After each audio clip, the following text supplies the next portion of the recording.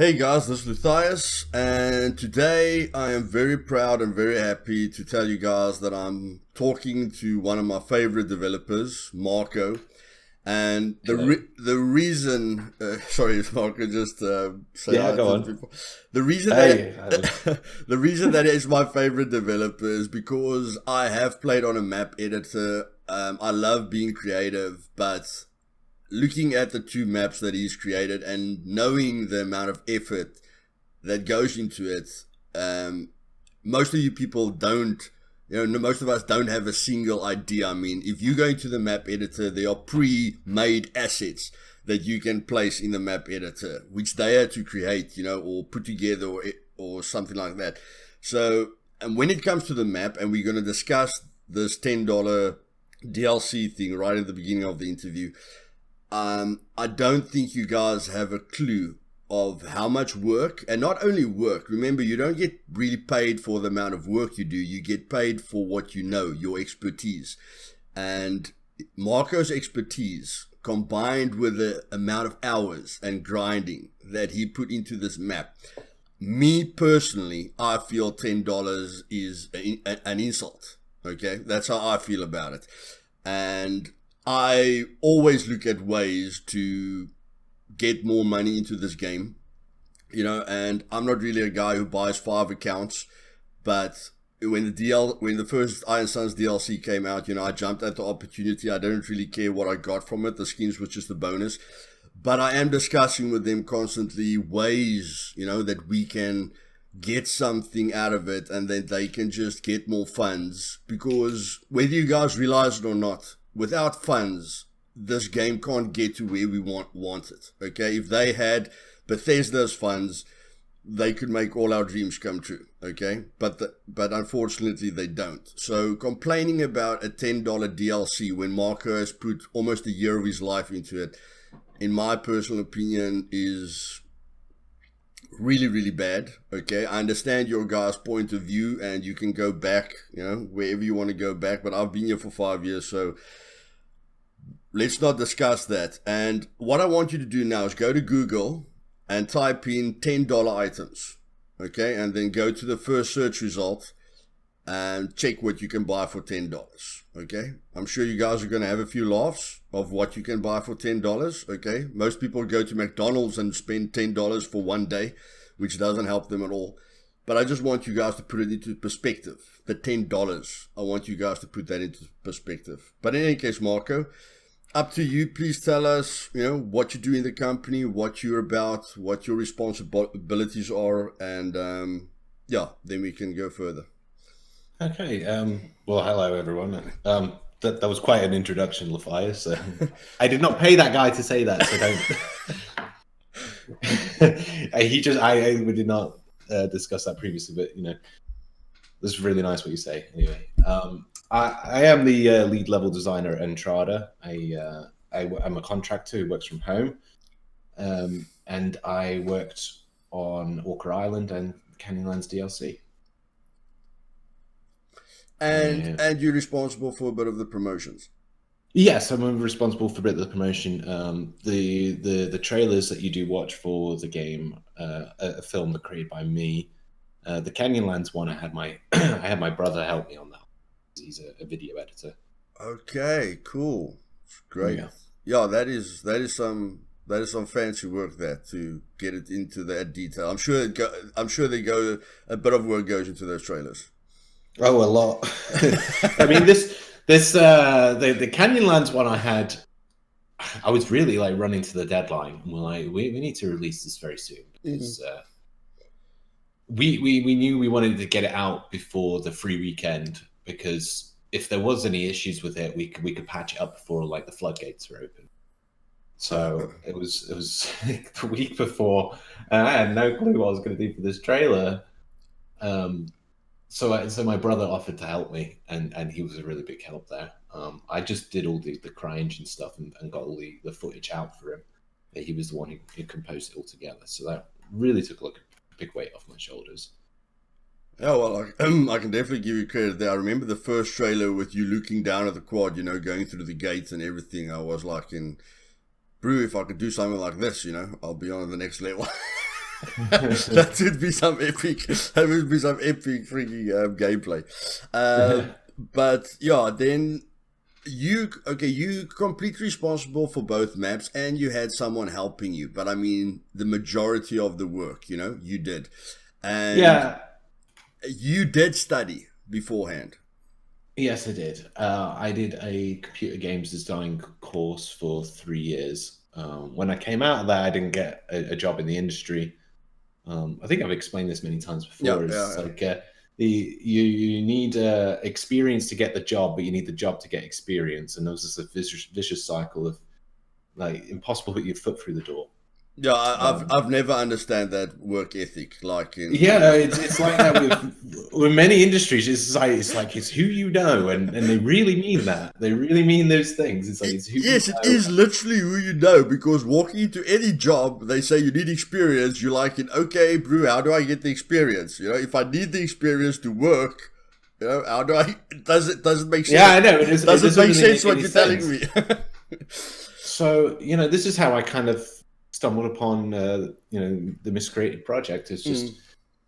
uh, it was definitely something I wanted to always do because it was really my dream. I studied for it and I worked really hard to get to where I was, but I couldn't get my way into the industry. Okay, And and with your yeah, limited knowledge base, or just give me a rough rundown of what the main guy's responsibilities are. Let's start with Terry. Terry is our founder and basically the owner of the company. Yeah. He's also our lead programmer. He's responsible for implementing features, the networking, and just about anything to do with code. He's not a very good artist, let's say that, Okay. but he's just responsible for code, and it's the same with Hendrik. He's also part time. He's not actually full time. Okay, He but has no. his responsibility is more or less the same. Yeah, his responsibility is more or less the same, except Terry does also deal with company matters as well. He has to run the company and direct people as much as he can. Um, and then there's me, who's a level designer, and then I have my assistant, who's Crispy. He's not really much in the front line Yeah, because yeah. he also works part time. He's actually a police officer in Belgium. So Okay, and uh, then Chris Bronze. Chris Sprance is our technical director. He does a lot of script work. He also does models and does a lot of checks on what goes into the game. Adam, who is known as Shinwao, I think on the Shinwell. Okay, Discord. yeah. Yeah, he's more of a technical person. So he works with optimization, uh, what assets come into the game, and make sure that they are checked and that they actually work and they run well. Okay, so he Um, goes over your stuff when you've created it to make sure yeah, everything yeah, yeah. runs a bit He's a smoother. he's a huge help. He knows a lot of the technical inner workings of the engine because he used to work at Crytek as well, actually. So Okay, and then and he then Matt. Matt he's an artist. Okay, he's the guy He that does yeah. 3D modeling, and recently he's been doing a lot of script work as well. He's been taking that on. Okay. He does character art as well and clothing. O- Um, okay. So he'll have a big part to play if you guys focus on DLC. yeah, probably, but I don't think that's our main focus right now. We're just wrapped up our Canyonlands DLC. Yeah. It's Christmas now, so everyone's kind of heading off to be with their families. Yeah, I mean, yeah. I will be this week. And Um, animators, is there any major yeah, there's animators? there's Simon is our full time animator, Okay. and then he has two people working with him. Farzad, who's I think he's called the Animated Flame online. He Okay. does a lot of weapon animations. So he's a part time contractor. And also Wilhelm, who's had industry experience in animation. He used to work at a company called Eurocom in the UK. They used to make some of the James Bond games and the license of Olympic games. That's our animation team. But Wilhelm and Farzad are part-time. Simon's full-time. Okay, and what? Let's get into the questions that a few people might want to know. The First of all, the shotgun animation. Do you have any idea what's the main reason for not having that yet? You mean for the reload? Yeah, I think it's just the way the bullet system works at the moment. Because I think one shell is equal to multiple bullets or something in yeah. code. The I really pellets. don't have a. So it's the I don't pellets really. that are actually also causing a problem, like the Yeah, buckshot. The I think buckshot. it's the way that the engine recognizes that particular ammo type. I wouldn't know. I'm not really versed in this kind of area. I'm not 100% got the details on why that's an issue or what can be done to rectify that issue.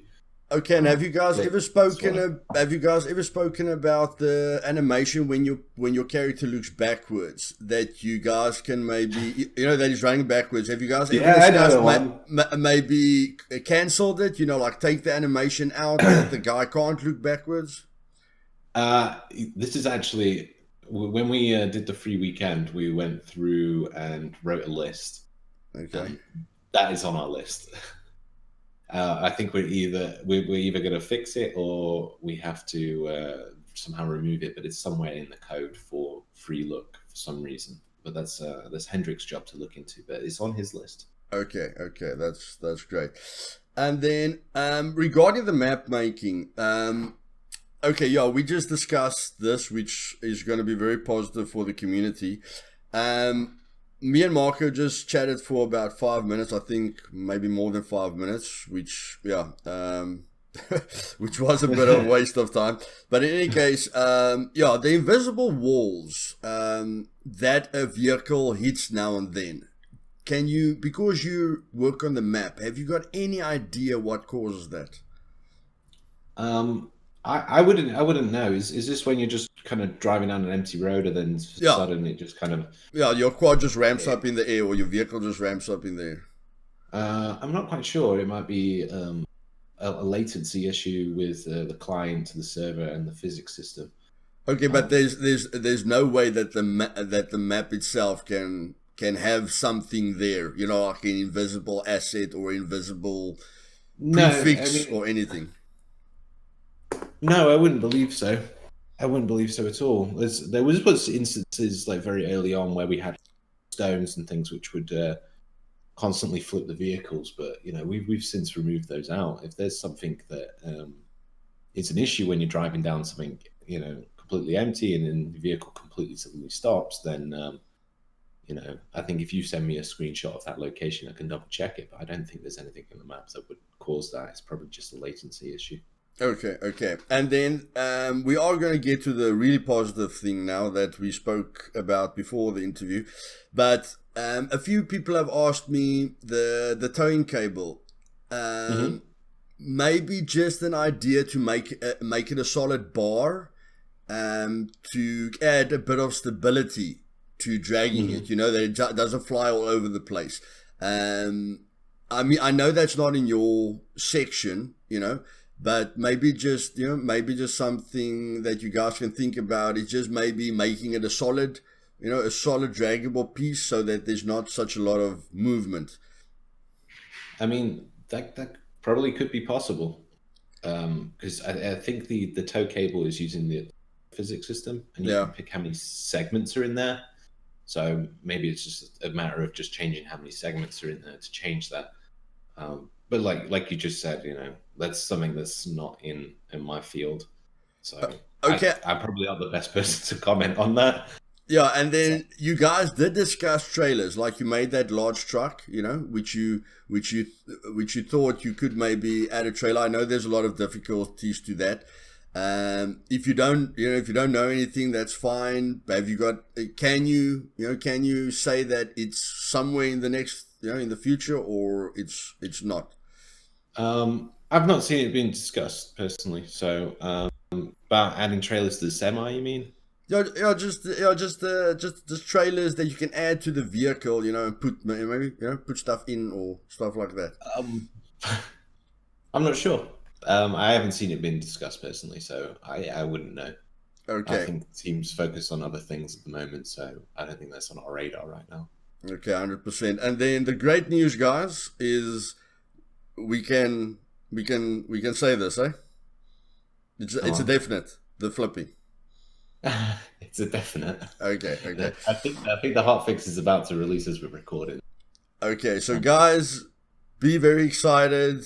A lot of your frustrations are going to disappear because you will be able to, after the hot fix, you will be able to flip every vehicle in the game. Okay, it's not very realistic. You guys know I'm all about immersion. Okay, but my motto is look at the bigger picture. Okay, I'm never narrow minded. I always look at the bigger picture, and when it comes to the health of the game and the players play experience, this is absolutely awesome, and I absolutely love that they're gonna add it. Yeah, it was one of those things that we just we evaluated after the free weekend. Is a lot of new people came in, and we wanted to understand, what kind of frustrations people have early on, Hmm. and how can we change that, and how can we mitigate that. One of them was, the vehicles being flipped over when you've spent quite a long time finding one, getting it running, and then the first thing you do is hit a rock or something, and then the car completely flips over, and there was just no way to retrieve it without using another vehicle or messing around with the wheels or something else. So we've added the option to rotate the vehicles over again, just like we did with the quad. Okay, I know that's absolutely fantastic. I'm sure a lot of people are going to be happy with that. Because I have built up an armored vehicle or stolen it from a clan, and then the first metal part I drag, it falls over, and I lost like in 2 days of my life, So I understand. I understand the frustrations that some people go through, but again, it's not about looking at the realism of it. It's just fixing these problems, in a way that helps the player base. Talking about the player base and again the map, Marco. I didn't Mhm. see it. I didn't see it in the beginning, but now that the clans have set up their bases, and they're starting to hoard everything again. I'm seeing there's only 3 towns on Canyonlands, and Yeah, what I'm seeing is that people can build quite close to the towns.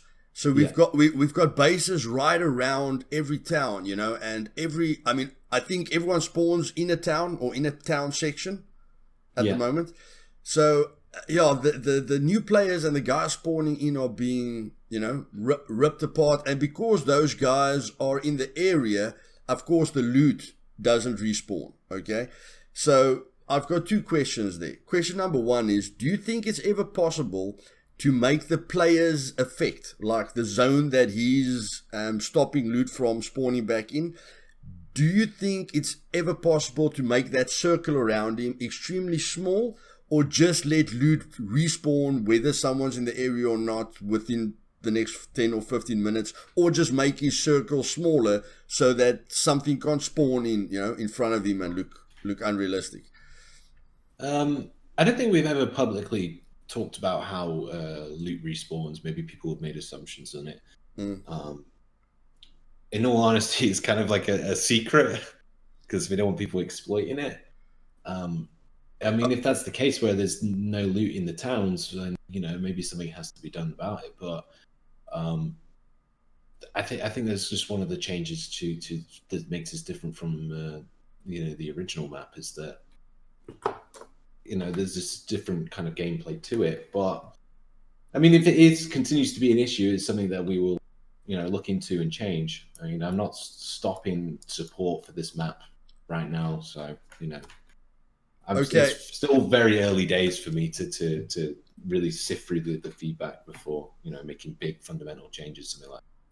Yeah, I mean, it's not really influencing me because I know, I know what the spawn is, the assets with the. I mean, a lot of the stuff you used again, and it probably had the same spawn points. So I know where most of the spawn points are, but for new players that don't know where the spawn points are, they probably finding it a bit frustrating. But me, I'm there on the edge of the desert, so I don't I don't really care about the kill festival. I think Canyonlands is a bit more forgiving Mm. in gaining loot. Whereas on islands, you're just kind of plonked in the middle of nowhere sometimes, and it's quite hard to find the nearest town. Whereas on Canyonlands, you're Yeah, right where you need to be, and your friends are right next to you. It's just so much easier to kind of meet and gather. yeah, those are the two major benefits. Is that you always spawn in a town, so you're not lost. Because if you spawn in a forest and you don't know the map, you will be lost. And then the other thing is that you can get your friends within 5 minutes, whether they spawn in Yellow Roost or Bull Hollow. You can still meet up with your friends within 5 minutes. So that's a really, really great thing. The last thing is before these clans, build up their metal parts. Because of course clans of 10 people have got a very very stronghold, of a certain location.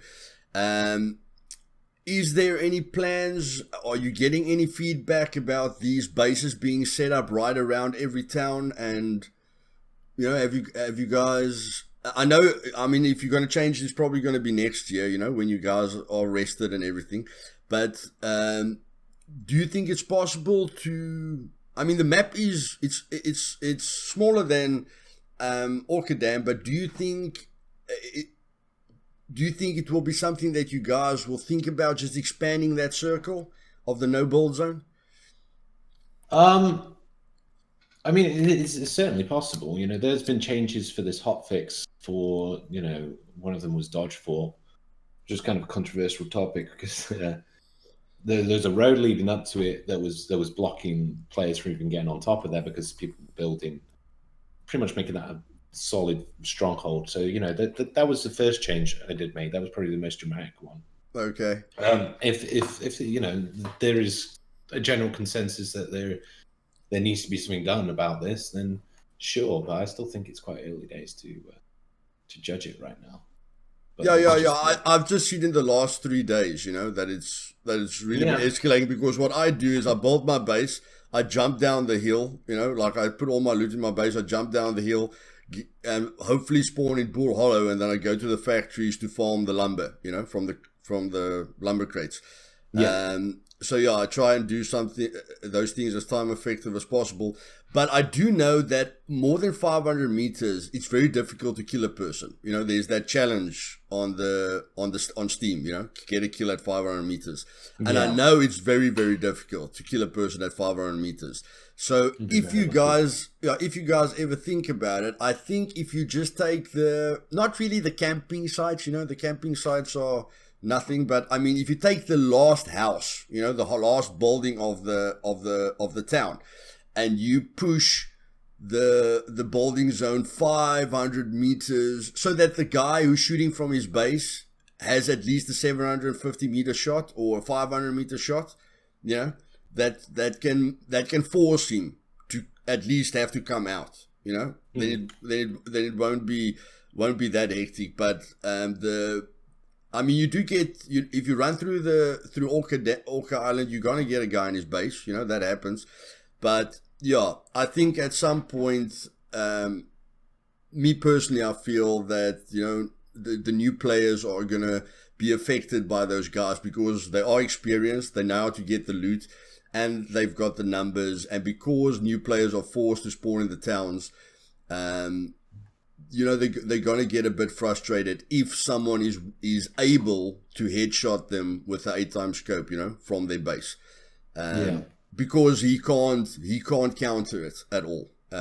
Because of the bed, and stuff like that. So I think if you guys take the shooting range into consideration, you don't have to make it extreme. I think maybe just small tweaks to make sure that a guy with an 8x scope and an M40 can't clear the town from his base. Yeah, well, I mean, like I said, like we've already made tweaks for this hotfix, and then obviously I'm constantly looking at player feedback. I actually got an email yesterday by someone who was giving me a bunch of feedback for the map as well. It was a complete departure from Orca Island, and Orca Island you have tree lines and things that block your vision and whatever else. In this map it's completely open. So yeah, there might be new issues that do arise, but you have to give us time to. But it's really nice that you've given me some suggestions there and concerns. Yeah. I'm just looking at from an outside's perspective. I mean, I've got one funny video, where two clans of 10 are killing each other, and I'm just running between them, explaining to people what's in every house. They think. Yeah, I think when we come back when I come back for Christmas anyway, I'll be looking at what's been going over on December and seeing what the general feedback is and what can we do to improve this map and make it even better than it is. So okay, ready to do that. And I know you don't want to think about Orca Island, because I've heard, takes a long time to load it in, and it's just something. It's something that you've put behind you. I was just wondering, since Canyonlands is a new taste and everything, I don't really understand. I know it was the log hopping that caused it, but except for the log hopping, what would you say was the biggest reason for nerving the northern bunker above Woodhaven? To nerf it? Yeah, the loot. To nerve the loot in the bunker itself. But it was the reason that people would just log off. That was one of the main reasons. We were thinking, what are other ways of combat this issue? I mean, in the new Canyonlands map, there is the radiation area, which requires you need full gear, you need full rad gear to get in there. There was an idea that to gain access to the bunker entrances, why don't we have you need full rad gear as well, and that might mitigate those kind of issues, and then we could probably loot buff them again. But for now, that was the main reason people would just log off in that armory room in that Woodhaven bunker and just recycle, repeat, and just constantly just do that day in, day out. Okay, and how difficult will it be? I'm just thinking of stuff. Yeah, how difficult will it be to make, like, that passage where you have to run through, otherwise you're gonna get shocked to death. You need a radiation suit because there was a bug with it. But what I'm thinking is, how difficult will it be for you to make the water everywhere in the bunker, like on the floor? Is that a major thing? I wouldn't say it's a major thing. It would take a bit of time, but it's definitely possible. Whether I'll do it or not, I'm not sure yet. Yeah. Because I really thought about it, and there wasn't an easy answer for me. Because if people take the electricity out, you can't have the guy being stuck in the bunker. So I was thinking about various options to counter that. And the only two options that I could come up with is, yes, radiation. You put the radiation inside the bunker, and then make it maybe more than 100%. So even if the guy's got a full suit, then he still needs to take potassium. Like you make the radiation 140%, so that he has to take potassium, to stay in there 5 minutes. And then when his potassium runs out, he's forced, to get out of there. That's a bit extreme, but those are one of the things that I thought about. And then when I looked at the water, I was like, that will definitely also, kill anyone that's in there that's not supposed to be in there. Because you need to press the button, and if you logged off and you don't press the button and you log back in, you just get shocked to death. And is it possible to do it without adding the water? I know it's a mechanic that the water is shocking you, but do you need to add the water, or can you just make it so that No, you could just make it as a actually on Canyonland, try to escape the map. you know, I've tried to make it so you can't escape. But if someone somehow climbs up that one cliff and gets over the map, they'll instantly die. So, Okay. you know, it's not attached to the water. The water is just a separate entity. Okay, so it is possible to add something that will kill you if you're not supposed to be there. Yeah, yeah, it's very Okay. possible. Okay, and yeah, just it's not it's not really any kind of thing. I was just thinking that, and it doesn't happen, so it isn't really a problem because it doesn't happen a lot. I was just thinking that the ladders helps in a lot of issues, like inside the towns, going down to get away from the storm. That's Yeah. fantastic. I was just thinking that the ladders inside the bunkers, there's a real reason to camp those ladders. Like even the Brightmoor bunker, if you go out, you have to climb up the ladder, so the guy can be waiting for you up top. Yeah. In your opinion, why did you add the ladders instead of stairs? I know it could just be a personal decision, but looking at the possibilities of the ladder, with trolls, why didn't you decide on stairs? Is there a technical reason for it? Well, the ladders just took up less space. It was probably the main reason why we use ladders. It's like the sewer system as well. You go down the manhole, and it's the same with the bunkers that you're talking about. To add stairs to that, I don't know. For ones that are like the little home ones side, I didn't think it would really fit to have like stairs. But I mean, it is definitely possible. It's just something that we just never did. But like you said, like this probably doesn't happen very often. It can happen. Yeah. Isn't that like a strategy of someone hunting down someone? But I know it can come across as being a troll. But if you saw someone go into a place like that and you are stalking them, then I think the player who's shooting the guy is feeling more rewarded. I understand how you get off a ladder. It's a lot harder to get you. Yeah. I mean, if you climb off that ladder, I can see how that could be like really like, oh damn it. I've got a Reaver and an M40, but just give me a second to equip it quickly. Yeah, you're smacking that key, aren't you? Trying to get that gun out again. I mean, it's possible. It's possible, but I just don't think it's something that's really crossed our mind. I've never really heard anybody. No, that's the other thing. Not loud amount, a large amount of people have been complaining about it. I think you're the first person to ever brought it up to me. So. Okay, well, that of course explains the numbers on that, and then the other thing that I was thinking about is normally modders are a big part of the community. Yes. I want to get into map editing, but Brew, I've gone through all your videos, and I'm just like my life is too short, to do this. I love the creativity, like Jack Nicklaus golf. I love to build, golf courses. So I love to do something creative, but I can see the time that goes into that, and I mean, if I had all the time in the world, fantastic, but for a person that doesn't have all the time in the world, it's very difficult to create something, really good. But what I was thinking about, and I mean, this is just a thing. Like, I don't know if I'll ever create a map, but if you look at other people creating maps, I know you don't make a video of it.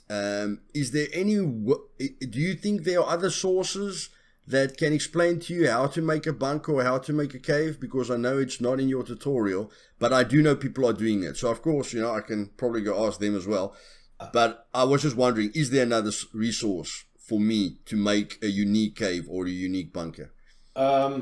We do package all of our prefabs, which are a collection of objects in a file that you can drag and drop into your level. And that does have all our bunkers in there. There's a file in there for bunkers, and you can literally just open up that file and dissect like how things are put together. And I think that's how people are figuring out how to build bunkers. I know there isn't a specific video on it, but I think if you go a little bit digging and you know what you're doing, I think you can figure it out as well.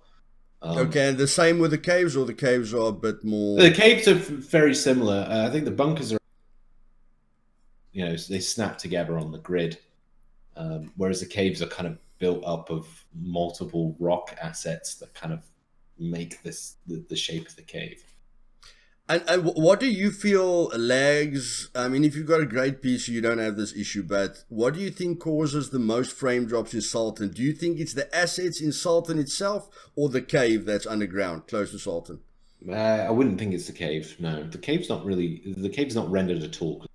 Terrain. Yeah. I think it's within there's something called a viz area, which completely removes the rendering of that when you're not inside it. But probably the frame drops in Sultan is probably due to the amount of objects, because you've got the forests all around you. It's not so much. It's there's something called draw calls, which is called by the CPU. So it's usually a CPU issue. Okay, yeah, CPU. I was thinking that, like, if people want to get the smoothest experience possible, do you think they have to aim for the newest Intels or the newest AMDs? I'm not sure. We did do some optimizations on AMD. We did increase the performance by that dramatically. So compared to a few years ago to now, like that's a lot better. Yeah, I personally run Intel. I'm just an Intel guy. That's why.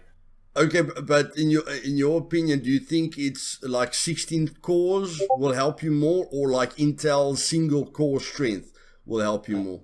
I wouldn't know. No. Okay. Unfortunately, I wouldn't know. Okay, not a problem. That's something I'm gonna go for AMD, but I mean that's just because of multitasking. You're asking for buying, yeah, buying advice. No, I wouldn't know. Unfortunately, I think somebody else on the team would probably have a better understanding. No. Okay, and we already discussed the hopping. We already discussed that. Why not? Okay, yeah. I'm not going to get into specifics, but there are a few assets in the map editor that I thought was going to be in the desert map. Is there certain reasons for those assets not to be used for like performance, or is it just you guys are going to add it, you just haven't added it yet? Which particular assets are you talking about? The train. The train? You mean the Crytek train? Yeah. It's a Crytek asset that comes packaged with the CryEngine SDK. Okay, so that wasn't even part of that. Wasn't even created by us. We try not to use. We try to use as little of those assets as possible.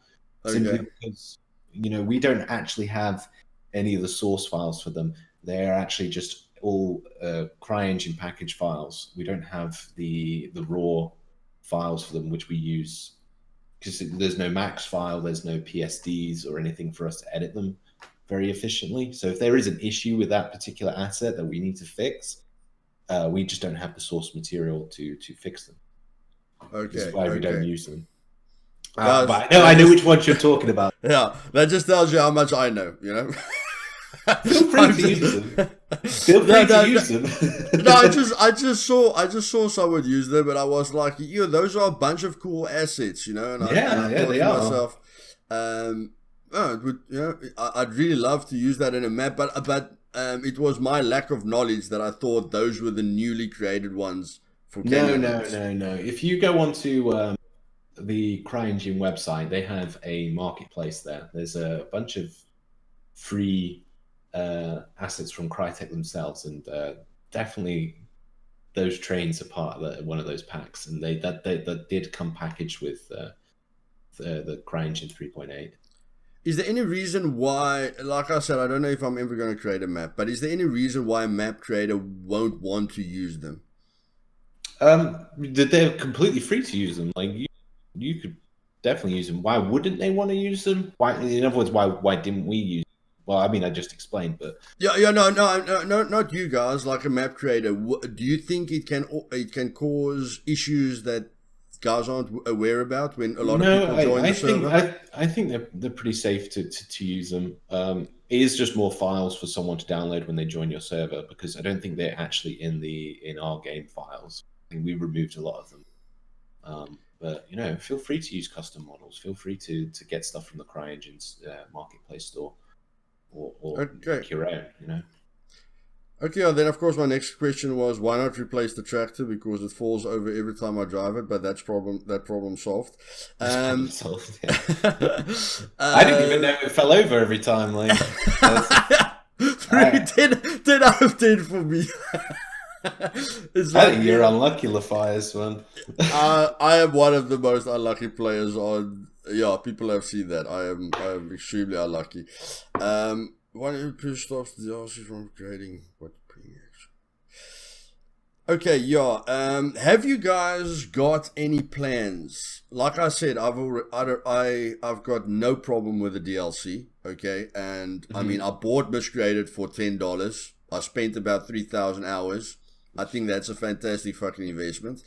And then, fantastic. Then later on, I bought the Iron Suns DLC, and the skins were just a bonus. Although I don't really get time to go to the kiosk, so I almost never add them. But then we've got the map, So I was willing to pay $10 for skins that I hardly use. So getting a map was like because I know how much work goes into it, I was just like fantastic, bro. That's I'm not gonna buy McDonald's. I'm gonna buy an entire map that took 8 months to create. But have you guys got any other...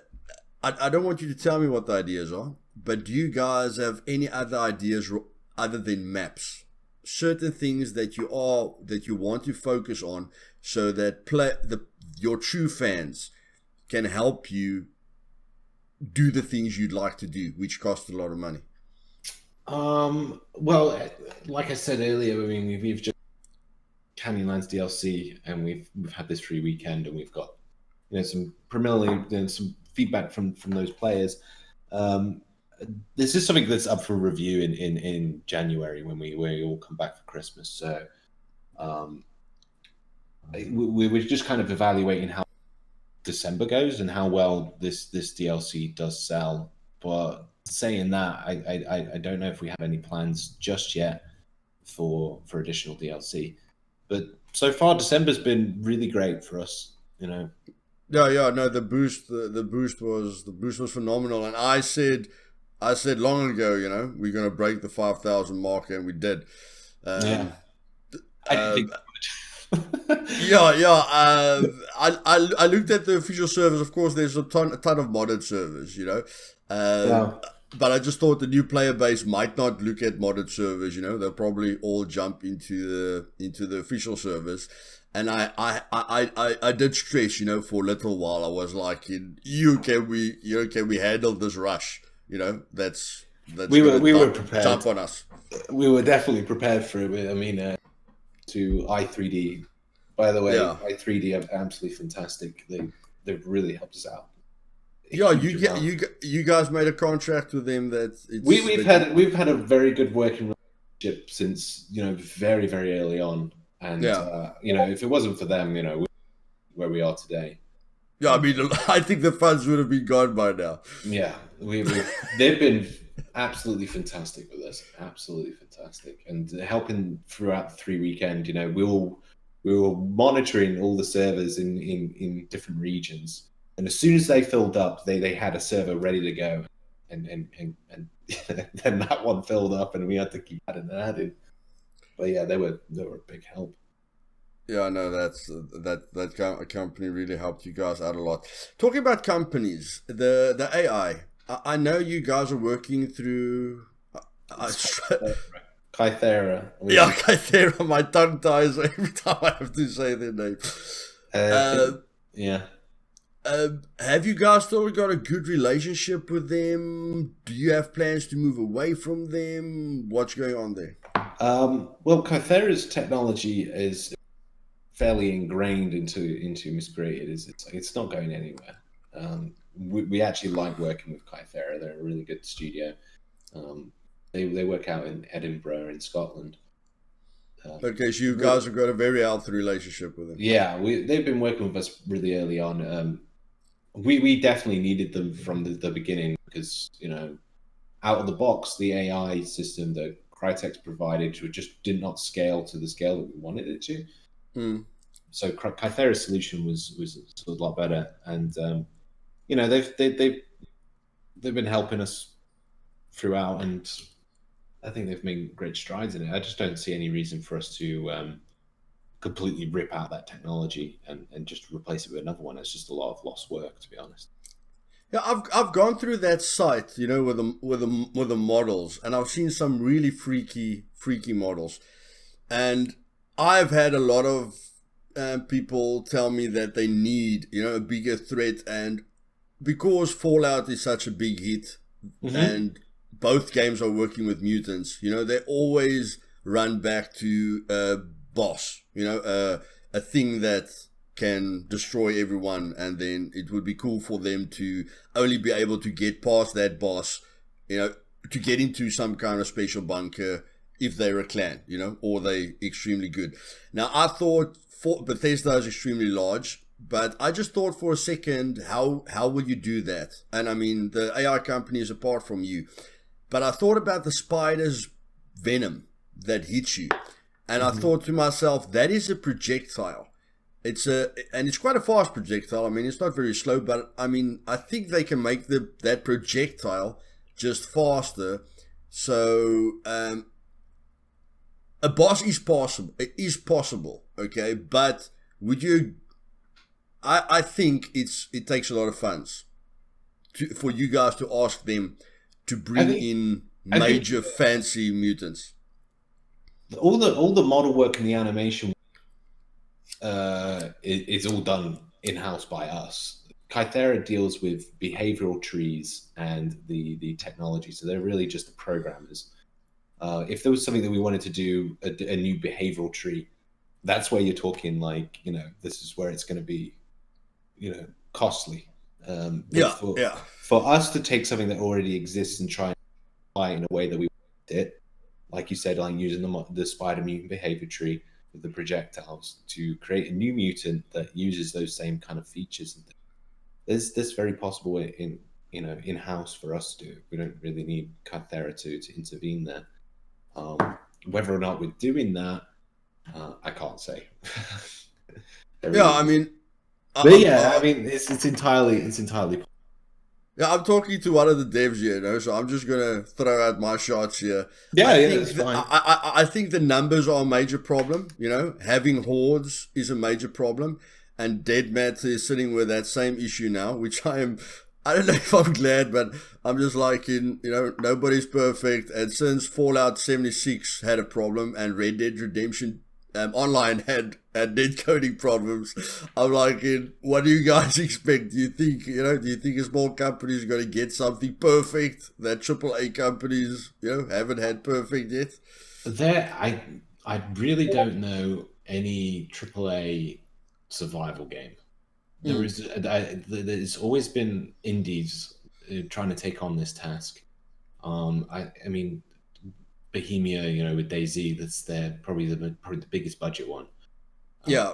But you can compare Red Dead Redemption Online, you know, to a kind of survival shoot 'em, you know. I mean, in the Wild West. I mean, in game technology, probably networking is probably the biggest hurdle that we face in front of us right now. I've always said, and correct me if I'm wrong, I've always said that if you guys made Miscreated a single player experience, 90% of the problems were gone. Yeah, most likely. I mean, but then does that make for a fun experience? I don't know if there's something we wanted to make. I know, but that's what makes Fallout 3 and Fallout 4 so good. Is when you have a single player experience, you're not limited by any server capacity. You're only limited by local hardware. Then. Exactly. We always have to constantly communicate with a server. We always need to send data in, send data out. But you know, with a single player game, you just don't have to do that. Yeah, I think people can just slow down a bit on the performance as well, because that is not, you know, that is something that everyone is struggling with when it comes to an open world situation like that.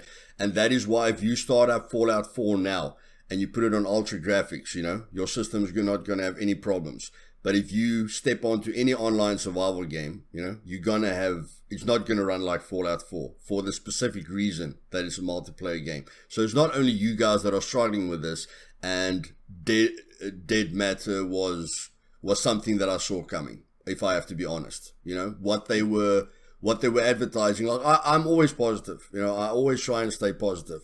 But for an indie company to just go, we're going to do everything right.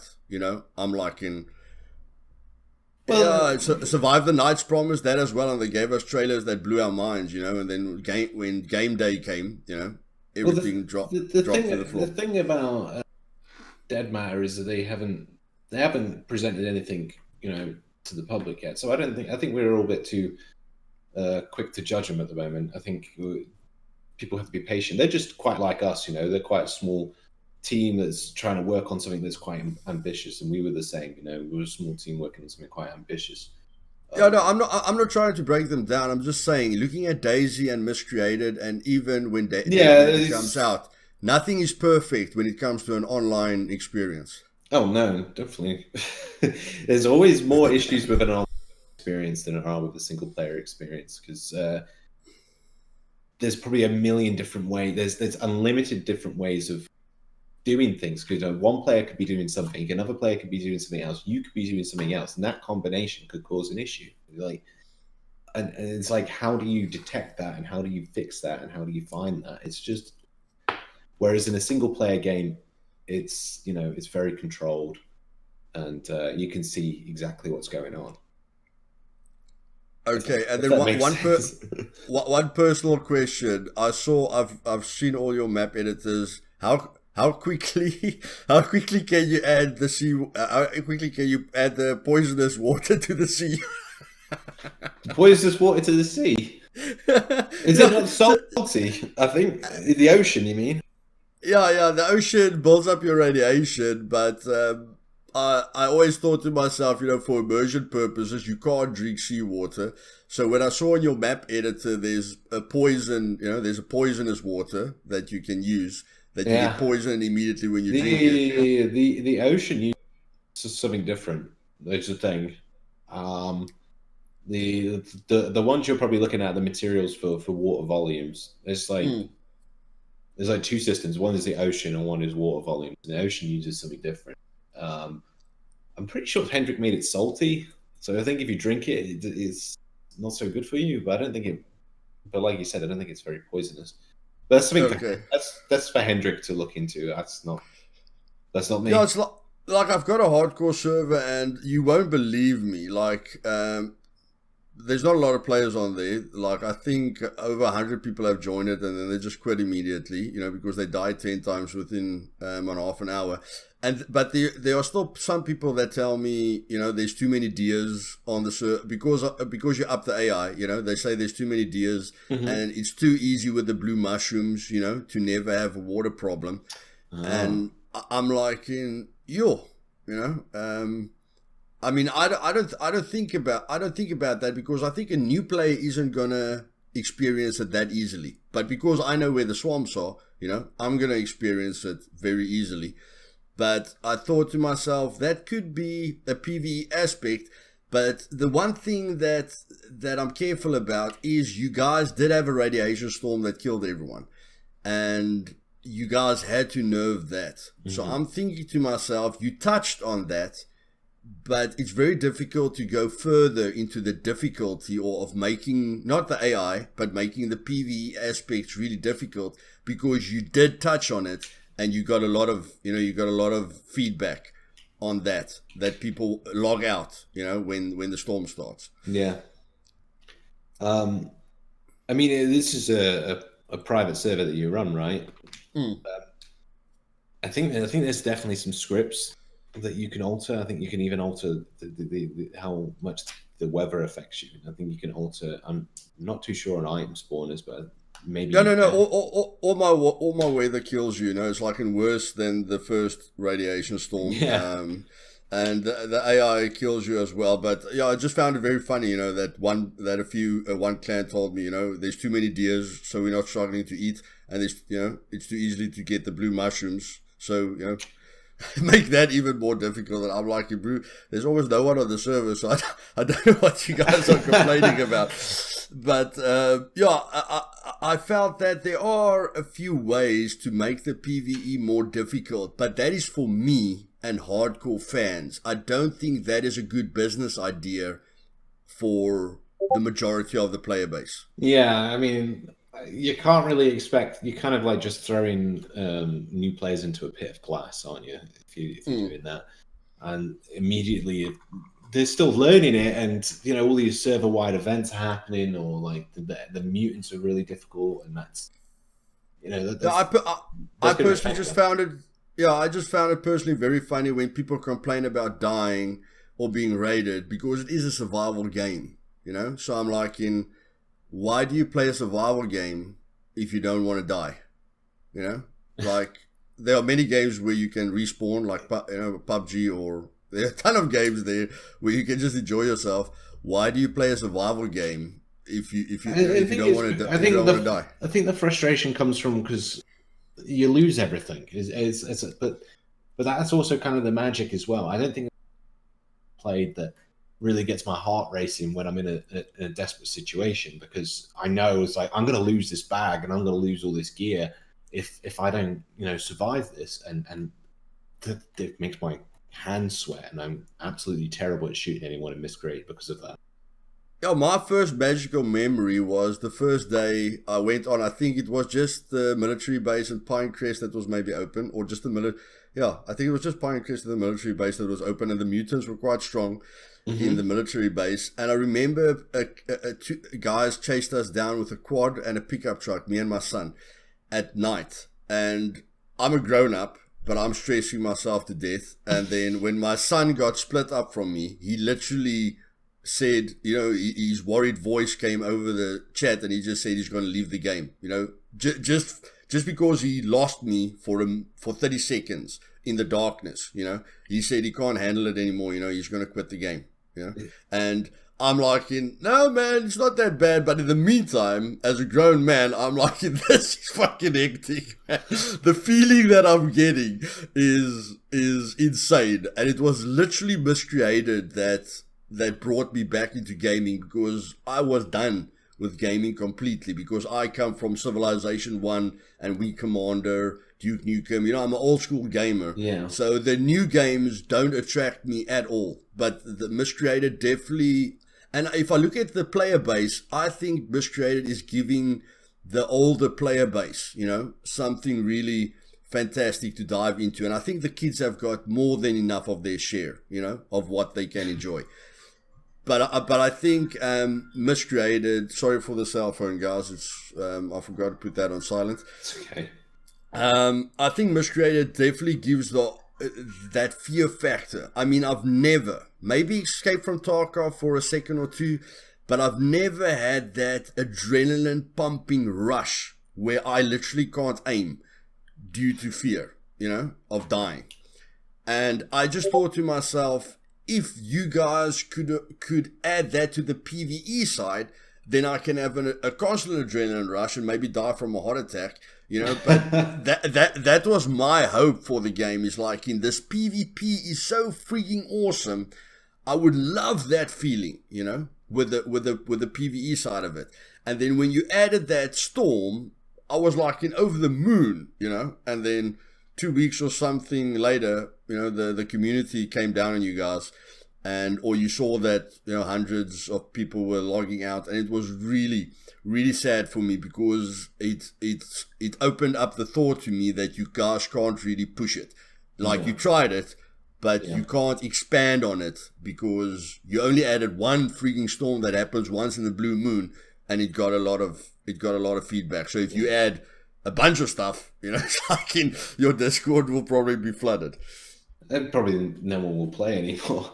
They'll get frustrated. There is kind of like a fine balance to it at the end of the day. But I don't think, comparing PvP to PvE, I don't think there's anything quite like facing another human being, because that person has thoughts and emotions and thinks and reacts, in real time. Whereas a computer system that's trying to replicate that will just never replicate this in this. Yeah, I mean, a bear can't kill me anymore because I sidestep it. No mutant can kill me anymore, because you learn their mechanics after a while, and you find out their weaknesses. But humans are the perfect AI. Like people want AI in the game, but the humans are the perfect AI because they are realistic AI. You're going to get AI that sucks, and then you're going to get AI that's going to kill you, in a split second. Yeah. So it adds that danger level which you want in a survival game because people are fans of The Walking Dead and they're fans of Negan. So Miscreated has got its bad people and Miscreated has got its good people, and that's the mixture that you're sitting with. Some guys aren't going to shoot you, but there's a lot of Negans in the world, so you just have to deal with that. But that adds the survival aspect, because if it wasn't for the human factor, what survival aspect have you got left? Yeah, it's a good point. Okay, and then to get to the end, talking about servers, my target for next year, and I'm going to say it next year, and I hope it's possible because I see we hit 5,137. Yes. And then it dropped a bit after the free weekend. So I'm just glad we hit that target that I said we would hit. But my target for next year is 10,000. 10,000 players.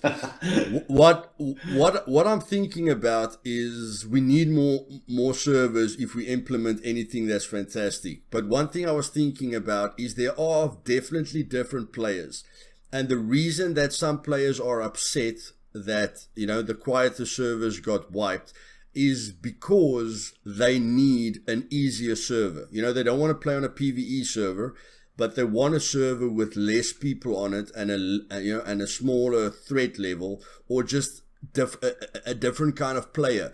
Because if you join a quieter server, you're probably going to get guys that are new, or people that don't want so much action. And when you join a full server, you're going to get the PvP guys, that the clans are in, and where you're going to, where the odds are going to be against you most of the time.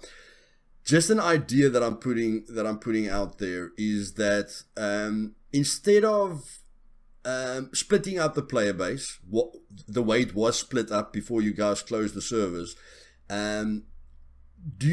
what is your opinion of creating a server that is survival based? So you put all the storms to where you had it, where you had the radiation storm, and you focus on the PvE side of things. Okay, you still got your normal servers, but I mean to house the 10,000 or 20,000 players that we need, to get this game to where we believe it could be. What do you think of an idea of adding a PvE server, which the PvE is your main threat, and then you've got your guys that like to survive, and then you've got your PvP servers that the PvP guys will rather go and play on, because they don't really have a challenge on the normal servers, because the normal servers are filled with new players, average players, and then them. Like add a PvP server where we can add the mods, or add a function where there's death messages for bragging rights, and there's a PvP scorecard for bragging rights as well. Well, speaking about, let's go back to the beginning of the question, is speaking about server capacity, we did add some new servers for the free weekend. We're still evaluating the play take offline and which ones we want to keep. So there might be more new official servers coming to the game, but at this point we're just still evaluating those numbers. To the point of for us officially to support different types of servers, I'm not sure if that will ever happen, but that's really, it's not up to me to decide that. But players have the ability, and communities have the ability to really tailor their experience with custom servers. That and if those prove to be wildly popular, I see no reason why we wouldn't adopt that for official servers as well. But at the moment, we just need someone to really prove to us that there's a reason for us to do that. But at the moment, I think the biggest negative thing about modded servers is that it's controlled by a normal player, a normal human with friends, so a lot of people have got a negative aspect about what the admin can do, on the server. Maybe find someone who can, isn't drunk with power, to make one of these communities and it really thrives, then I see a reason for us to really like put our nose in it and look into it. But Yeah, no, I definitely hear you. But even from my side, where I have got a hardcore server, I can change things, but I definitely know I haven't got your guys' expertise, of yeah, fine tuning everything. And I mean, a lot of the stuff are hard coded, which you guys can change, but I can't change. And I just thought to myself, realistically, I would rather play on your hardcore server, than on my own hardcore server, because I know you guys will make it very professional, instead of people playing on a server with a bunch of vehicles, which aren't perfect, and a lot of assets which aren't perfect, and gives a very warped image of the game, like when they make the storage, insurmountable. So I feel a lot of the modded servers bend your focus or bend your vision, for the game in I won't say negative, not in a negative way, but it moves away from what your guys' vision was in the first place. yeah, And me personally, I'm just thinking if your team creates my dream, the PvP dream, like I'm the PvE guy, but if you guys create the PvE server for all the PvP guys,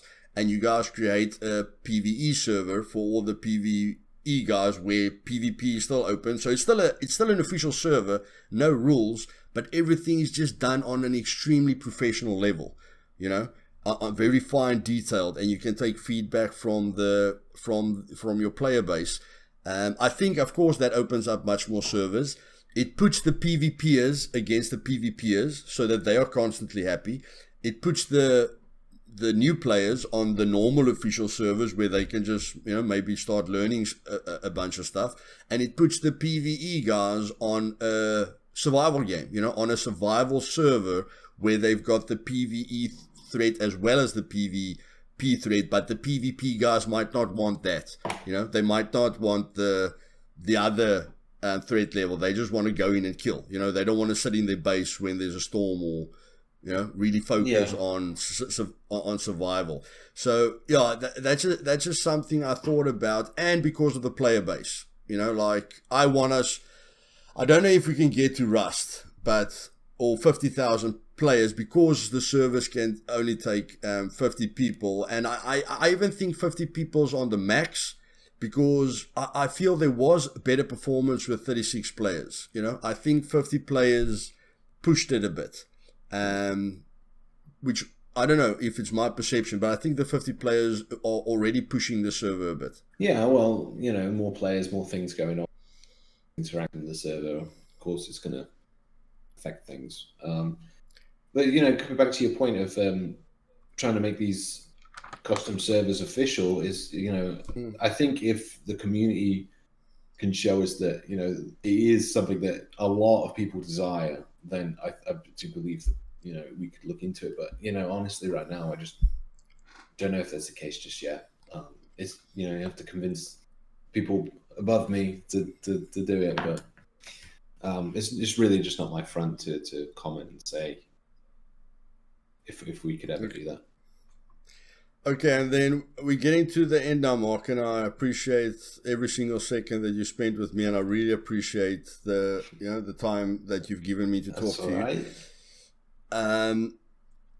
If it was, this is a difficult question, but okay, Terry, if you watch this, this is my question. This is just something that I'm interested in, because I shared my ideas. Okay, I'm not, I freedom of speech here. If it was your company, what would be your biggest dreams for this game?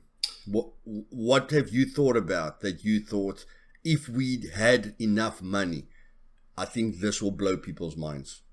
That I've not really hugely thought about this kind of question. I have all of our dev team has a lot of creative freedom on this project, more than you'd ever have in any game that you'd ever in a big company. I would have corporate breathing down my neck, whereas here is just a lot of creative freedom, and we're all I would say the dev team's like a big happy family. If I was running the ship, though, I really don't know what I would do differently.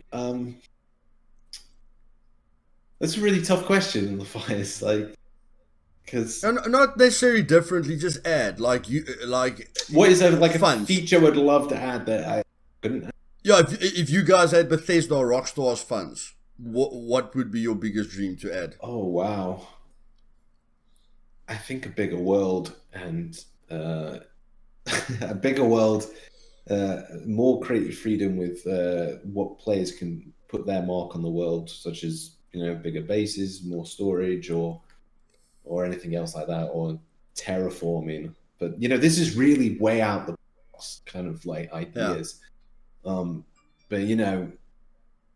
for instance, like Star Citizen uses pretty much the base same technology that we use, but they're the biggest crowd-funded game in the world, Yeah. and they own like 4 studios of like a few hundred people in each one. We're just a bunch of people who are basically like garage developers, like Yeah, and I mean, I just want a better Wii Commander 1 or 2, but now they're wasting my time with this with this big project, and I'm just like, if you just made Wii Commander 1 or 2 with today's technology, you'll sell to a bunch of toddlers and a bunch of grown-ups, because the simplicity of Wii Commander 1 and 2 was absolutely awesome to me. But I mean, he's got big dreams. I just don't know if he dreamed too big.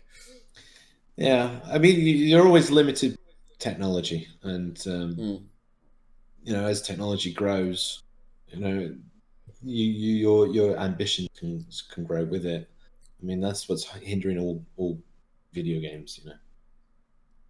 Okay, and then before I just do a quick run of 10 points, have you guys ever spoke about funds, or not funds?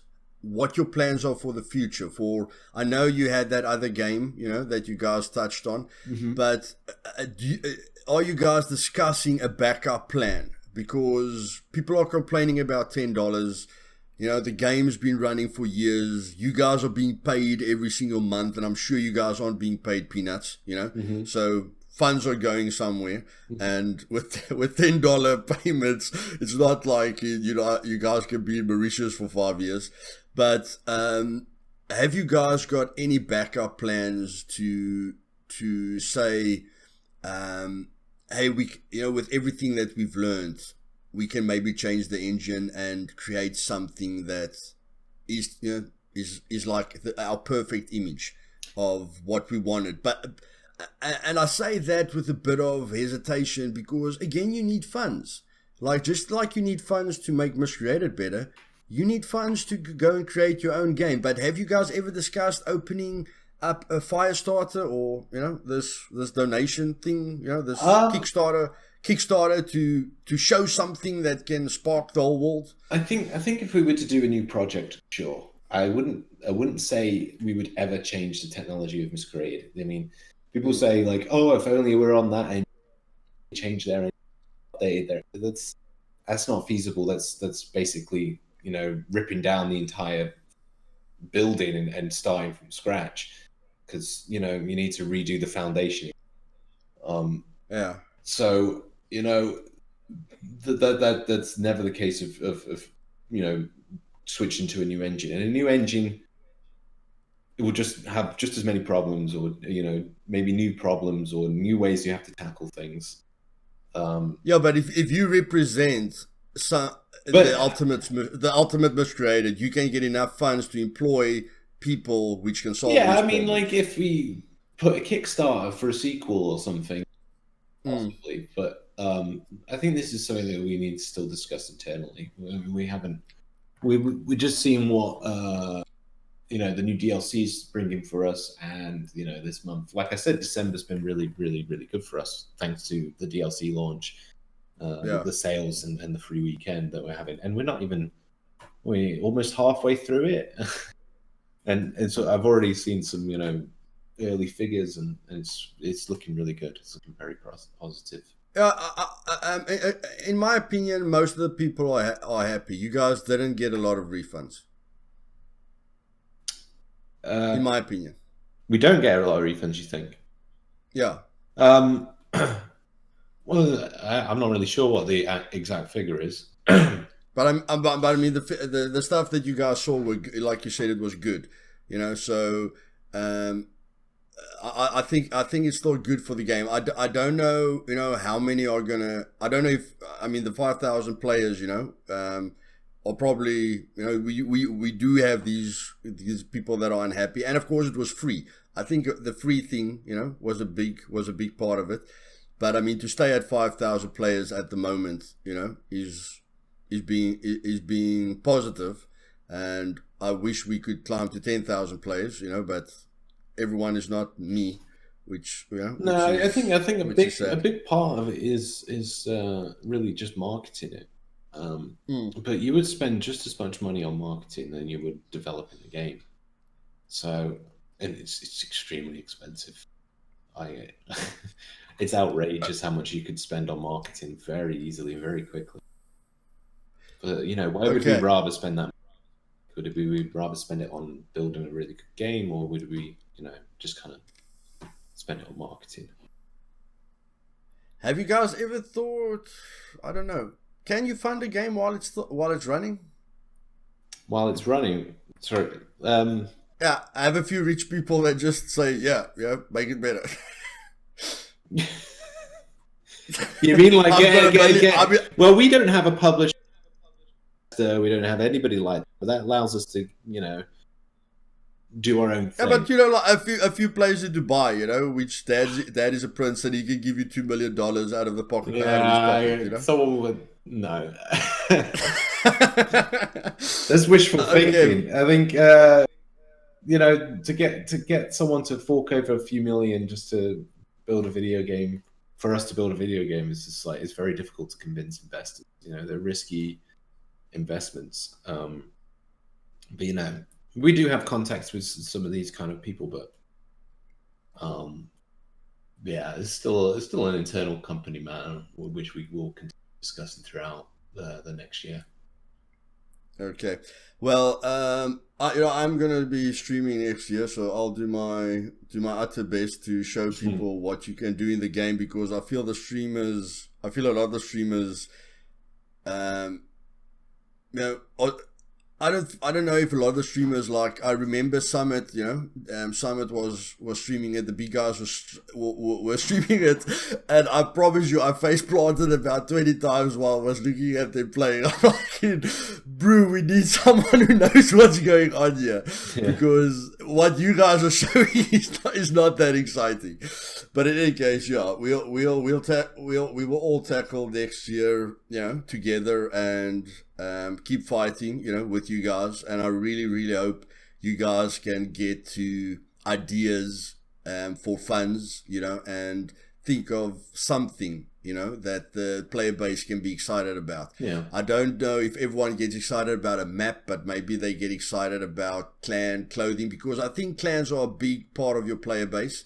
And I think clan clothing, you know, like unique clothing, like the helmet with the spikes on. Yeah. I think clan clothing is going to help a lot, and you need a few guys on that to be specific. You know, not make clothing for each and every single clan in the game, but just make clan clothing that looks really cool, that different clans can use, you know, to brag about or identify each other with. Since we haven't got the frustration of killing your friends, you know, is still there. So if the clans can brag about the colors that they pay for, you know, or the gear that they pay for, which other clans can pay for as well, but maybe they can just reskin their clothing, you know, in a unique color.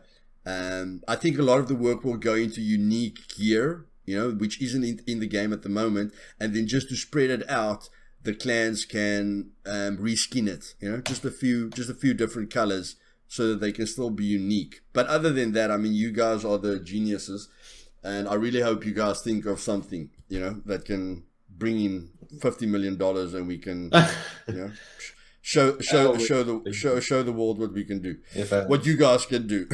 if only. Yeah, I'm glad that you got some, you know, optimism here. You know, that clan clothing idea is actually quite a nice one. I think I'm gonna have to steal that. Yeah.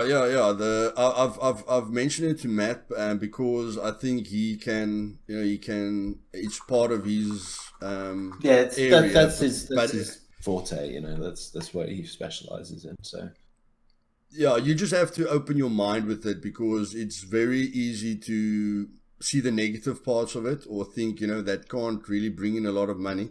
But my experience on servers is very clan based, because I was part of big clans, and I mean the big clans. I spoke to a streamer yesterday. He was playing on Orca Island, and I just showed him my channel, told him don't believe the reviews, because everyone's reading the freaking reviews, and I told him, bro, just look at my channel, look at what I do. Don't believe a person that's been playing the game for half an hour, buy the DLC now and try it out, and then within half an hour, him and his clan mates, bought the DLC, and they weren't sorry about it. But you need the clans are definitely a big selling point, because if you give one person something that's really cool, the whole clan's gonna buy it, or the clan leader is gonna force them to buy it, and they're going to be able to use it as bragging rights. I think these things that you're going to put on walls, like the paintings and stuff like that, I think if people can, also banners, like it doesn't have to have the clan name, but if there can be a tiger and an eagle or a rock. well, yeah, it's kind of like what we did with the flag. So yeah, crazy person, if people can decorate their base, to stand out on the server, then I definitely think they're willing to pay for something like that. But people, I told Marco this interview was going to be in half an hour, and I've even got a project that I have to do like half an hour ago. But I'm just going to end with bullet points here, Marco. Just grind your teeth for me quickly, and then it will be over. It will be over before you know it. The people are complaining about the door. The door that has been created for you to drive your vehicle into. Some people are complaining that you have to jump up to get the door down. Yeah. One of my friend's parents told me that why not add an activation pad like on the bunker door? Why can't you guys add panels to doors, like activation panels? That would be an issue for Hendrik and Matt to look into. So I wouldn't know. They focus on those. Okay, I'm not even gonna make a list. Just if the devs ever want to look at this is the part of the video that that they need to look at and maybe get some ideas. Quad issue, guy in the back. Okay, yeah, there's an issue with the quad that if you flip it, you can. It's an issue, guys, and okay, Matt, I already told you about it. I'm not going to tell everyone about it. Okay, so just please mention that to them.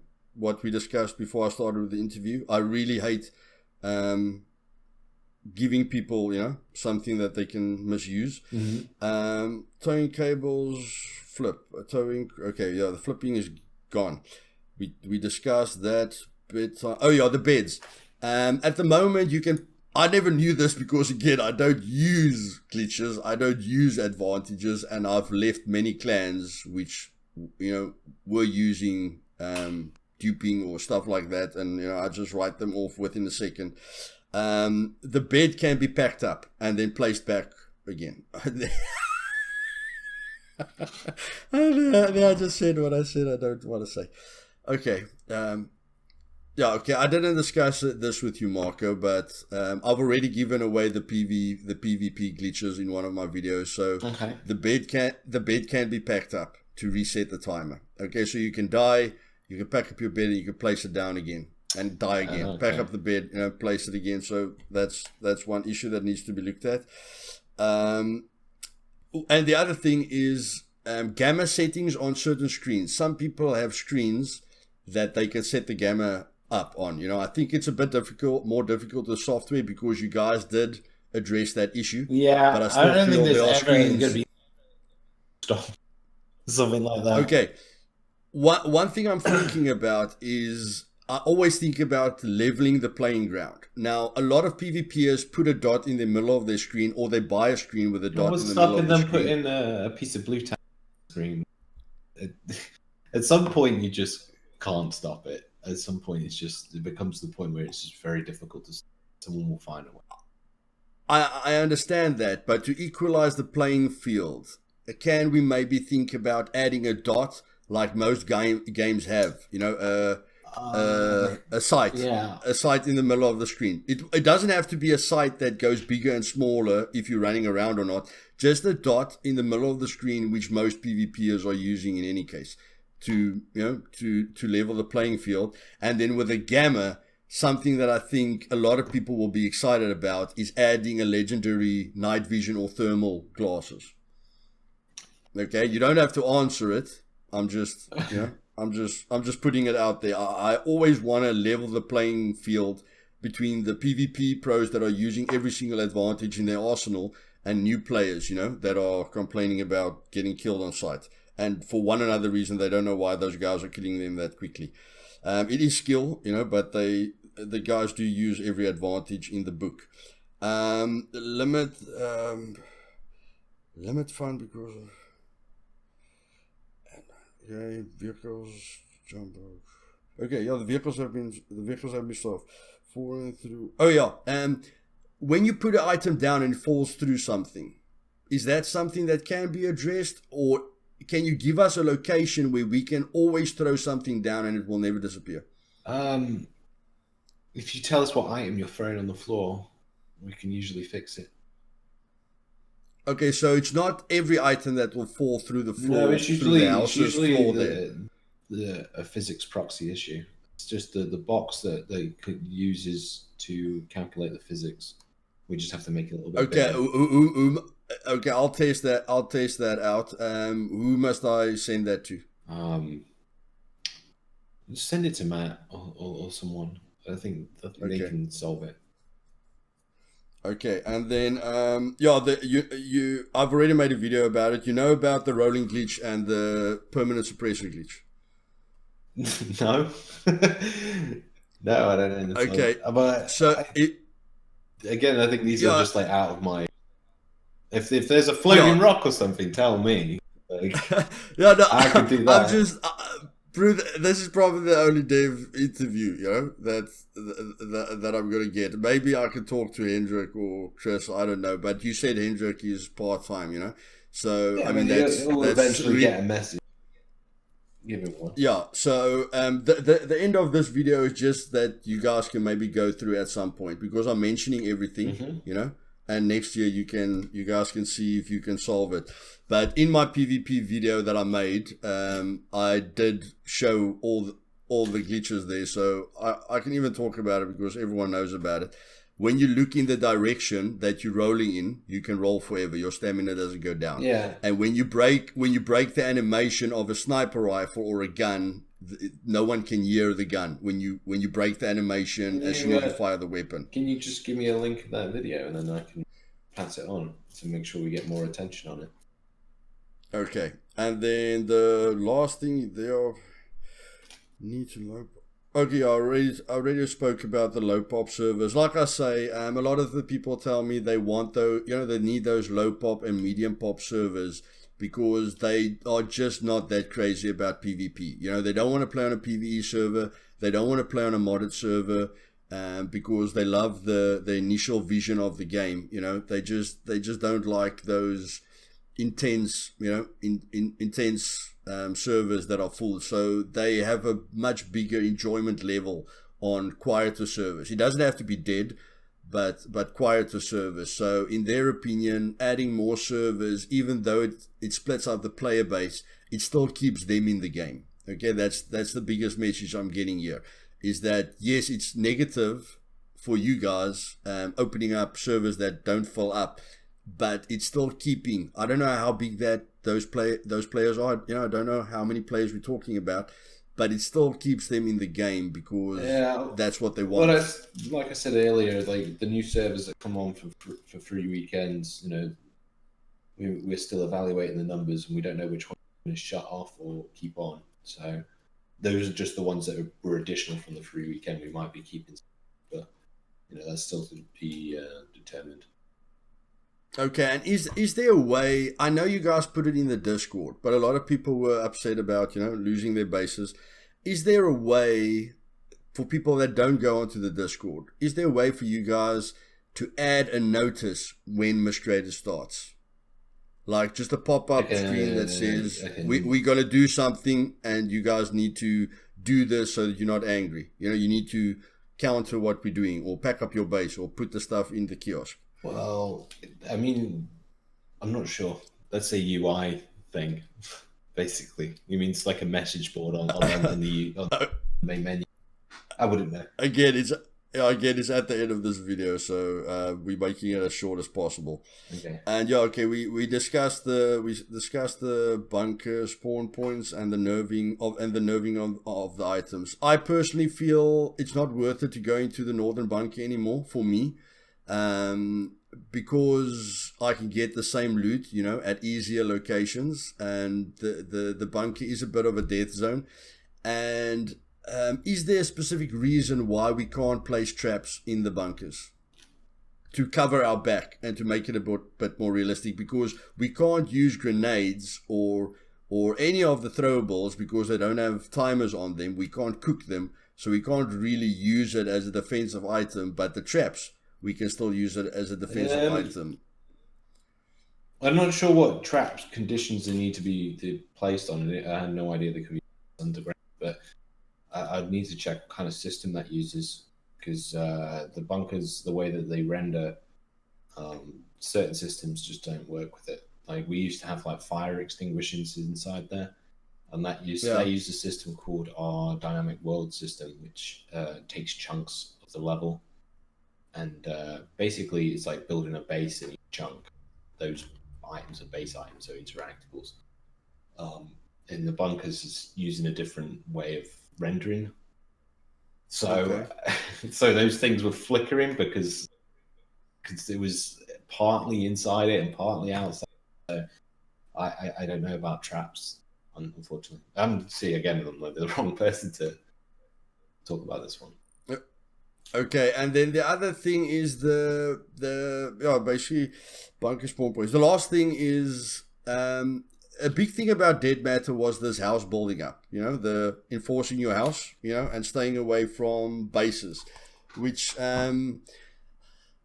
is a very positive thing for me. But unfortunately, Miscreated, you get a few problems with using a house. Like I've tried the build everywhere, and it has got its positive points, but it's got its negative points as well. Because you've got some stuff, where the door falls down, or you don't understand what I'm saying. It's not completely smooth when you take over a house, and there isn't an option for the map for the server creators to exclude the hotspots.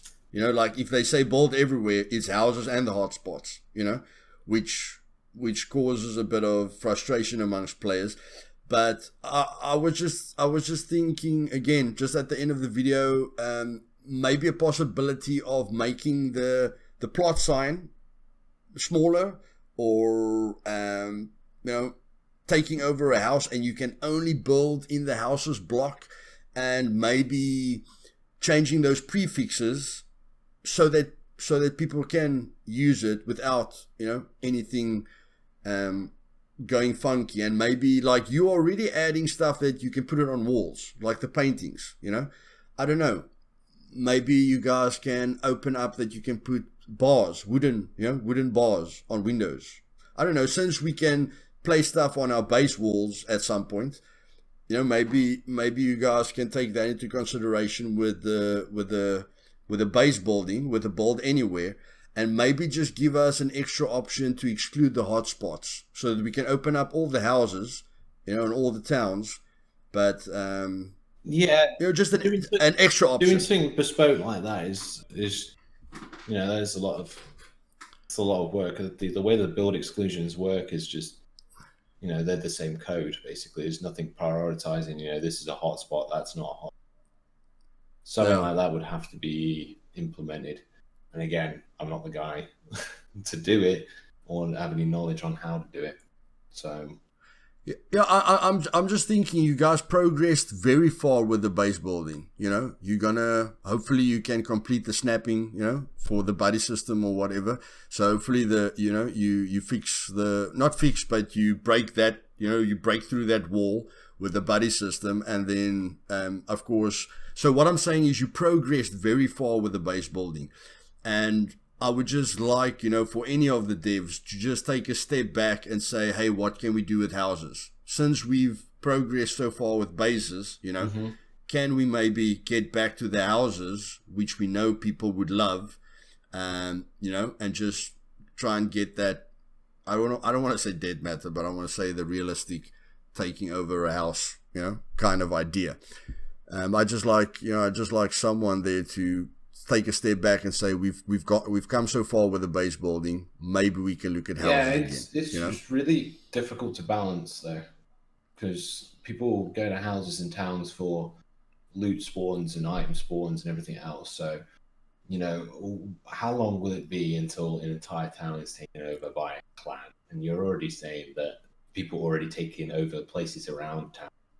You know, if we added the ability that you can build within town, you know, it'll take a day or two for an entire clan to take over a town, stop people from looting, and basically dominate the server and really annoy people. So, you know, it sounds great on paper, really awesome on paper, but then when you come to actually think about those tiny, you know, balancing issues, that's where it gets very difficult. And I think that's probably one of the main reasons why we've never really went full force into it.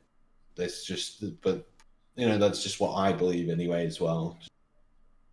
No, I mean, my knowledge base is very limited, but sometimes I stay awake, you know, thinking about things. Yeah, I know. It sounds really cool. Yeah, things that I can never do in real life, and I'm thinking, yeah, maybe Marco can add square blocks. I think if we just added something very to houses would probably be better than nothing. I mean, what we have so far is kind of like quite limited, so you can still power up houses and things. But you know, there was an idea floating about that, you know, maybe we can barricade doors or windows or something. But you know, this is another very complex layer to add to the game. It's another thing that we have to add to syncing with servers. And then it's like, how do we make sure that that's balanced, works well with everything else? It's a lot more complex than what it sounds like. Yeah, no, I know it will take an intense amount of expertise and probably a lot of work. But what I was imagining is, because I saw the blocks in the map editor, you know, that you can pull for the AI, or, you know, there are blocks that you can pull. I thought to myself, you know, like I say, my knowledge base is 0. My inspiration is at 3,000. and I was just thinking, maybe place a block over every house, because you've got different size houses, you know, but place a block over every house, so that doesn't matter where the guy puts down the plot sign. It's only that block that's his. Yeah, I mean, because there's only 50 people on the server, they can only take over 50 houses. Yeah, but I think you underestimate players. Greeking abilities. I would just too. I'm like, they'll be fine. You know, there's only 50. But, you know, there's 50 players on the server at the same time. But you know, that's the one. That's the other thing. Some people be like, you know what? I'll make 20 accounts on Miscreated, and I'll take over the entire name, and nobody will touch it, because someone will do that. Someone is crazy enough to do that. It's just like. Yeah, so, and then over, like you say, over a month, maybe 1,000 people join the server at different times. So there's 1,000 houses done now. That's what I mean. It's, I mean, it sounds really cool. It sounds really. I would love it as well. But it's like a matter of like, how do we make that? And how do we make that work? And then, yeah, that's pretty much it. Like, how does that work? Those are the little nitty details. Is where it all crumbles in the end. Yeah, and then just my personal my only little dream that I have for myself is making wildlife, living in the wild, much more interesting. I know there's a streamer on Twitch that has been streaming for years, and I feel like an arsehole now that I can't remember his name, but I know he's been streaming for a very, very long time. And he always survive. He always wants to survive in the wild. And I thought to myself, my personal dream as well is that you can make clothing, not specialized clothing, but there's clothing that you can make from bears and wolves and everything to use as camo, or use leaves or sticks, or grass or whatever, like custom camo that you can literally just live without going into a town, and look freaky if a town person, runs into you. Just a lot more clothing that you get from the wild, not from industries and from animals, that you can really, really grind down on that outside survival experience. That's just a personal dream of mine, and I always thought about this guy when I go onto Twitch streams, because he's been streaming. I think you know who I'm talking about. He's possibly. I don't know. He's not streaming so often now anymore. But if we look at last year, and the years before that, there was thousands of times when he's the only guy streaming, Miscreated, and he looks like a really bad dude, when you look at the webcam, you're like, this guy's rough, and then he talks to you, and you're like, guy's got the softest heart, Yeah, I think I know what you mean. Yeah. For me, that guy. I don't know who else there is, but that's just my 2 cents on what I would really, really, really love, because I know the towns are being targeted. I know the towns are the PvE aspect of the game, and I've experienced everything in the game. But I would love for a person just to be a threat, a major threat to anyone coming into the forest, with various kinds of traps. I'm talking Rambo shit here. And just, even if a clan of 10 tries to penetrate his base, and he had time to prepare for them coming in, he could maybe kill all 10 of them without ever even shooting one, some kind of shit like that. That would be, but again, interesting. That's an interesting idea. My inspiration is at 3,000, but my knowledge base is at -10. Yeah. In any case, Marco, go on. Yeah, I thank you again a lot. Like I said, I told you I'll take half an hour to an hour of your time, and that was definitely not what happened. But I thank you for not cutting it short, or explaining everything to the best of your ability. And from my side, and I feel for most of my community, we are behind you guys all the way. We know what this game has meant for us, since 5 years back, and we've always been behind you guys. Unfortunately, some of us are very passionate, and it comes through the wrong way. But I'm sure, one day when we stop entering the Discord, or we stop fighting with you guys for one another, silly reason, I think you guys are going to miss it. It's like no one's screaming at us anymore.